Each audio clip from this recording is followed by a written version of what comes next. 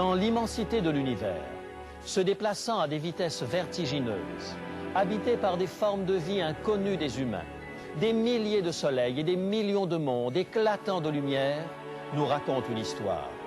Ce n'est pas un langage articulé et pourtant, ces étoiles envoient un message puissant à l'intention de tout être humain sur Terre.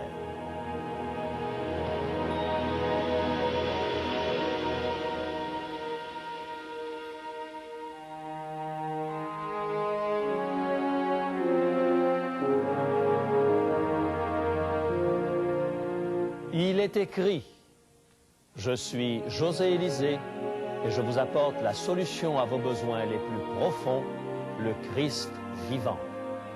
Notre sujet d'aujourd'hui, voix cosmique. J'aimerais vous inviter aujourd'hui à un survol du psaume 19. Si vous possédez une Bible, c'est le moment de l'ouvrir avec moi. La version de la Bible que j'affectionne particulièrement m'a été offerte en 1961 par mes parents. Bien qu'elle ait subi du temps l'irréparable outrage, je ne voudrais l'échanger contre aucune autre. Elle m'a conduit au moment des choix importants de ma vie et consolé dans mes moments de tristesse. Elle a été le témoin de mes joies. J'entretiens avec elle une relation toute faite de souvenirs toujours réconfortants. La version que j'utilise pour nos émissions est aussi une Louis II révisée qui m'est imposée pour des raisons d'esthétique télévisuelle. Elle possède un commentaire à la fin. C'est pourquoi, lorsque j'ouvre cette Bible dans le livre de l'Apocalypse, le dernier livre de la Bible, je ne suis pas tout à fait à la fin de mon volume. Je tenais à rassurer les téléspectateurs, excellents observateurs par ailleurs, qui se sont demandé si je n'avais pas ajouté d'autres livres à la parole de Dieu. Ce n'est pas le cas. Revenons au psaume 19. C'est le roi David qui en est l'auteur. Berger, soldat, fin stratège, politicien, musicien, auteur, compositeur, roi, cet homme a plus d'une corde à son arc et pour faire bonne mesure, il est remarquablement beau et il est excellent poète à ses heures. Pour composer le psaume 19, David a certainement puisé dans son expérience personnelle l'inspiration poétique de ce cantique. Souvenons-nous à l'époque où il gardait les troupeaux de son père, il a passé une grande partie de son temps en pleine nature. S'il n'avait pas accès à la lecture de l'ensemble des livres inspirés, comme tout jeune Israélite de son époque, il les connaissait grâce à la tradition orale. Aux livres écrits par Moïse devaient s'ajouter d'autres livres, tels que le livre des juges, voire même certains qui ne nous sont pas parvenus, tels le livre des guerres de l'Éternel, mentionné dans Nombre, chapitre 21, verset 14. En passant les veilles de la nuit dans les champs, gardant les troupeaux du clan, David pouvait comparer les deux livres qui exaltent l'excellence de leur auteur. Il pouvait reconnaître la main divine, aussi bien dans la voûte étoilée que dans la Torah. Il pouvait dire de ces deux livres, mon père les a écrits tous les deux. Le livre des psaumes est le monument principal de la poésie hébraïque. Il est classé dans le canon hébraïque parmi les Ketubim, les écrits, la troisième partie des livres sacrés. Le livre des psaumes est le recueil de chants sacrés d'Israël. Découvrons ensemble le psaume 19. Il se divise globalement en trois sections. Premièrement, la perfection de la création proclame la gloire de Dieu, versets 1 à 6. Ensuite, la perfection de la loi de Dieu proclame sa bonté et son harmonie, versets 7 à 11. Et enfin, la finitude de l'homme l'amène à aspirer à la même harmonie, versets 12 à 14. C'est un cantique de louange, mais aussi une prière chantée. Les premières paroles de ce psaume ne laissent aucun doute sur l'intention du psalmiste et sur l'objet de sa louange. Psaume 19, verset 2. Les cieux racontent la gloire de Dieu et l'étendue manifeste l'œuvre de ses mains. David commence ce psaume en faisant référence au livre de la nature. Ce livre comprend 3 chapitres principaux, le ciel, la terre et la mer. Une manière propre à la Bible d'exprimer la perfection de Dieu qui se retrouve également dans le 4e commandement, car en 6 jours le Seigneur a fait les cieux, la terre et la mer et tout ce qui y est contenu. Parler de la gloire de Dieu en ignorant le Créateur du firmament est comme lire un livre dont le premier chapitre est absent. Les premières pages du grand livre de la nature sont le soleil, la lune et les étoiles. Ce sont les clés qui nous ouvrent la compréhension du reste du livre. Les cieux sont pluriels. Il existe plusieurs pages à ce chapitre. Il y a le ciel atmosphérique, celui des oiseaux, avec ses nuages aux formes infinies, avec ses temps calmes et ses tempêtes, puis les cieux astronomiques composés de ces gloires du jour et des merveilles de la nuit, et au-delà des cieux se trouve le trône de Dieu. Voici les termes dans lesquels l'apôtre Paul décrit cette réalité qui dépasse l'entendement de l'homme. 1 Corinthiens, chapitre 2 et le verset 9. 1 Corinthiens, chapitre 2 et le verset 9. Mais comme il est écrit, ce sont des choses que l'œil n'a point vues, que l'oreille n'a point entendues, et qui ne sont point montées au cœur de l'homme, des choses que Dieu a préparées pour ceux qui l'aiment. Les cieux racontent la gloire de Dieu. David nous sensibilise à la permanence et à la persistance de la présence de Dieu. Chaque jour, 24 heures par jour, 365 jours par an, siècle après siècle, millénaire après millénaire, l'existence de Dieu, sa sagesse et sa bonté retentissent, proclamées par les héros célestes que sont ces astres brillants au-dessus de nos têtes. Ils racontent la gloire de Dieu. Ils sont si convaincants dans l'harmonie et la précision dont ils font preuve qu'ils arrachent aux plus sceptiques des doutes par rapport à un monde venu à l'existence par pur hasard. Cependant, si le Saint-Esprit ne nous ouvre pas les yeux et les oreilles de l'entendement, tous les soleils de la Voie lactée ne pourraient toucher nos cœurs. Le firmament manifeste la puissance créatrice du Seigneur. La Bible nous apprend que c'est par sa parole que Dieu a créé le monde. Notre limitation humaine ne nous autorise pas à spéculer sur la manière dont il s'y est pris. Si nous savons créer facilement de l'énergie à partir de la matière, nous commençons tout juste à effleurer la possibilité de créer de la matière à partir de l'énergie. Aussi demeurons modestes devant la toute-puissance du Créateur. Nous savons seulement que nous décrivons le travail du Créateur avec des expressions, des mots et des métaphores limitées à notre expérience humaine. Le Seigneur de l'univers nous dépasse infiniment. Poursuivons notre lecture avec le verset 3. Psaume 19 et le verset 3. Le jour en instruit un autre jour et la nuit en donne connaissance à une autre nuit. La nuit reprend l'histoire là où le jour l'a laissée. Ces témoins ne sont ni effrayés, ni influencés par les opinions des hommes. L'alternance même de la nuit et du jour est éloquente. En pleine lumière ou en pleine ténèbres, Dieu est révélé aussi bien par l'un que par l'autre. Nous pouvons bénir Dieu pendant nos jours de bonheur. Nous pouvons lui offrir nos cantiques de joie pendant la nuit. La nature nous donne l'exemple et nous invite à remplir nos jours et nos nuits des louanges de l'Éternel. La succession des jours et des nuits nous rappelle aussi le temps qui fuit et qui ne revient pas. Elle nous convie à considérer le caractère éphémère de tout ce qui est terrestre, la brièveté des joies et des peines, le prix de la vie et l'irrésistible approche de l'éternité. Et le psalmiste poursuit avec ces paroles au verset 4. Ce ne sont pas des paroles, ce n'est point un langage dont le son ne soit point entendu. La nature parle toutes les langues. Partout autour de cette terre, vous pouvez entendre la voix de la nature. Il n'y a pas d'accent, ni d'erreur grammaticale, ni de faute d'élocution qui puisse altérer la compréhension de ce texte. Le soleil, la lune et les étoiles sont des prédicateurs éloquents, des proclamateurs permanents de l'évangile de Dieu. Ils parlent toutes les langues et tous les dialectes du monde. Verset 5. Leur retentissement parcourt toute la terre, leurs accents vont aux extrémités du monde où il a dressé une tente pour le soleil. Les corps célestes se meuvent dans un silence solennel, ce qui n'empêche pas leur message d'être puissant. Au verset 6, David emploie une image forte, comme un époux qui sort de sa chambre avec la joie d'un héros. J'ai célébré l'été dernier 3 mariages successifs de couples venant d'horizons très différents. Mais j'ai noté une constante dans chacune de ces noces.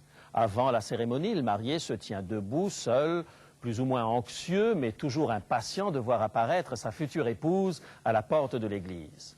Mais la cérémonie terminée, lorsqu'il ressort de l'église, sa toute jeune épousée à son bras, Il est resplendissant d'une joie communicative qui gagne tous les invités. De même, les rayons du soleil levant inondent le pays, sans effort ou fatigue, suscitant la joie sur la terre. Le verset 7 parle de soleil qui se meut. Il s'élance à une extrémité des cieux et il achève sa course à l'autre extrémité. Il fut un temps où les gens croyaient que la terre était plate, posée sur des piliers, et que le soleil tournait autour de la terre. Avec Galilée, nous avons découvert que la terre tournait autour d'un soleil prétendu fixe. Il faudra attendre 1783 pour que William Herschel découvre le mouvement du soleil. Aujourd'hui, nous savons que le soleil se déplace à la vitesse de 60 000 km à l'heure. Son mouvement, tout comme sa démesure, parle de la grandeur de Dieu. Le soleil, cette masse en permanente incandescence, dont la température en surface avoisine les 10 000 degrés Fahrenheit, dégage une énergie de 4 sextillions de chevaux-vapeur. Chaque hectare de la surface de notre Terre reçoit l'équivalent de 25 000 chevaux-vapeur d'énergie. À 3 cents le kilowattheure, c'est une facture de 500 $ à l'heure et par hectare. Et comme l'énergie ne peut surgir du néant, nous nous demandons d'où notre Soleil a reçu cette immense énergie. Puis, le psalmiste passe du livre de la nature à celui de la loi de Dieu. Ce sont les versets 8 à 12. La loi de l'Éternel est parfaite, elle restaure l'âme. Nous n'aimons pas la loi parce qu'elle nous révèle notre péché. C'est bien le constat fait par l'apôtre Paul dans son épître aux Romains, au chapitre 7 et le verset 7. Romains, chapitre 7 et le verset 7. Je n'aurais pas connu le péché s'il n'y avait point la loi. C'est la loi qui nous révèle notre situation et nous découvre notre besoin d'un sauveur. Comme un pédagogue, elle nous guide vers le Christ. Revenons au psaume 19 et la deuxième partie du verset 8. Le témoignage de l'Éternel est véritable, il rend sage l'ignorant. Dans ce monde d'incertitude, il est rassurant de trouver un point de repère solide et véritable. Sortons des sables mouvants des spéculations humaines pour nous fixer sur la terre ferme de la révélation divine. Verset suivant, « Les ordonnances de l'Éternel sont droites, elles réjouissent le cœur. » David, tout au long de son existence, a utilisé force détours pour parvenir à ses fins. Il a fait l'expérience de la rébellion contre Dieu, mais il s'est rendu compte d'une chose, il n'y a de bonheur que dans les ordonnances et les commandements de Dieu. Avez-vous remarqué la progression dans ces 3 versets? Tout d'abord, la loi de Dieu restaure, puis elle rend sage, et enfin elle réjouit. Il y a ici résumé en 3 phrases les différentes étapes de la rencontre avec Dieu. Dieu désire nous restaurer en premier lieu. Ensuite, il désire nous conduire à la vraie sagesse, et cette démarche débouche sur une obéissance volontaire qui produit la joie. Deuxième partie du verset 9. Les commandements de l'Éternel sont purs, ils éclairent les yeux. Que nos yeux soient obscurcis par la peine ou par le péché, la parole de Dieu nous ouvre les yeux. Lorsque Jésus cheminait aux côtés des disciples d'Emmaüs, le dimanche de la résurrection, leurs yeux étaient empêchés de le reconnaître. En dévoilant le véritable objectif de sa venue sur terre à partir des livres de Moïse, Jésus leur ouvrit les yeux sur sa messianité. Verset 10, « La crainte de l'Éternel est pure, elle subsiste à toujours. » J'aime ce balancement propre à la poésie hébraïque. La beauté lyrique de ce psaume ne se juge pas à ses vers, car ils sont inexistants dans l'original, mais à son harmonie et à ses parallélismes qui sont le fondement de la poésie hébraïque ancienne. Toute mauvaise pensée est balayée par la crainte de Dieu. Là où il y a impureté, la crainte de l'Éternel produit une pureté permanente. Verset 10 toujours, « Les jugements de l'Éternel sont vrais, ils sont tous justes. » David voit prophétiquement la victoire finale de Dieu sur les tromperies de Satan. Le livre de l'Apocalypse nous apprend que ce n'est qu'à la toute fin de l'histoire de l'humanité que la justice de Dieu sera évidente aux yeux de toute la création. Verset 11, « Ils sont plus précieux que l'or, que beaucoup d'or fin. » Cette parole me rappelle celle de Jésus qui proposait à ses auditeurs d'investir dans le meilleur des placements. Ne vous amassez pas des trésors sur la terre, où la teigne et la rouille détruisent et où les voleurs percent et dérobent, mais amassez-vous des trésors dans le ciel, là où la teigne et la rouille ne détruisent point et où les voleurs ne percent ni ne dérobent. Matthieu chapitre 6, versets 19 et 20. Tout comme Jésus le dira 1000 ans plus tard, David nous invite à investir dans quelque chose de plus précieux que l'or. Psaume 19, verset 11 maintenant. « Ils sont plus doux que le miel, que celui qui coule des rayons. » Lorsque le berger des troupeaux d'Isaïe conduisait ses brebis dans les collines de Judée, comme tous les bergers d'Israël, il a dû à un moment planter son bâton dans une ruche sauvage pour ramener ce miel pur qui renouvelle les énergies. Les joies les plus douces sont déversées en abondance sur chaque être humain qui choisit de placer sa vie dans les mains du divin Maître. Verset 12. « Ton serviteur aussi en reçoit instruction. » David se sent personnellement concerné par l'instruction donnée par Dieu. Sur la mer de la vie, il y aurait bien plus d'épaves, n'eût été l'intervention du phare divin. Verset 12, toujours. « Pour qui les observe, la récompense est grande. » Il peut sembler aux yeux de ceux qui observent de loin les croyants que ceux-ci vivent en permanence d'immenses sacrifices et font des efforts désespérés pour plaire à Dieu. Détrompez-vous. Lorsque la relation avec Dieu est saine et équilibrée, elle est source d'un immense bonheur ici et maintenant. L'espérance de la vie future dans la félicité éternelle venant simplement se superposer à celle d'un bonheur authentique vécu dans le présent. Psaume 19, verset 13. « Qui connaît ses égarements? Pardonne-moi ceux que j'ignore. » Dieu dit de David qu'il était un homme selon le cœur de Dieu. J'ai bien souvent eu du mal à comprendre cette déclaration car David n'était pas un modèle de sainteté. Pourtant, David avait une capacité extraordinaire, celle de se regarder sans complaisance, de se remettre en question avec une grande objectivité. Il est tellement plus facile de voir les erreurs des autres que les siennes propres. David était authentique et Dieu aime l'authenticité. Verset 14. « Préserve aussi ton serviteur des orgueilleux, qu'il ne domine point sur moi. » C'est certainement le péché d'orgueil qui caractérise le plus fortement la révolte et le rejet de Dieu. Le prophète Ésaïe, auquel le prophète Ézéchiel emboîte le pas, considère que ce fut le péché d'orgueil qui entraîna la chute de Lucifer, l'ange de lumière devenu Satan. Psaume 19, verset 14. « Alors je serai intègre, innocent de grands péchés. » Tout péché est péché, mais il est des péchés dont les conséquences sont impossibles à prévoir lorsque la racine de l'orgueil nous habite. David avait connu un enchaînement de mauvaises décisions dont la genèse était son adultère avec Bathsheba. Ne voulant confesser son péché, il avait dû ajouter mensonge, corruption et meurtre à son péché initial dans l'espoir de le camoufler. Il a fallu qu'il passe par de dures épreuves pour comprendre que l'orgueil entraîne le pécheur dans une chaîne sans fin. David conclut ce psaume par les paroles que nous trouvons au verset 15.